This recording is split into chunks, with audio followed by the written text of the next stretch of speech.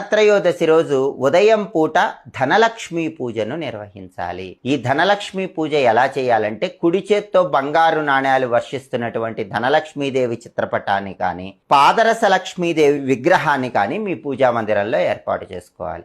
ఆ విగ్రహం దగ్గర లేదా చిత్రపటం దగ్గర వెండి ప్రమిదలో ఆవు నెయ్యి లేదా నువ్వుల నూనె పోసి తామర ఒత్తులు వేసి దీపాన్ని వెలిగించాలి.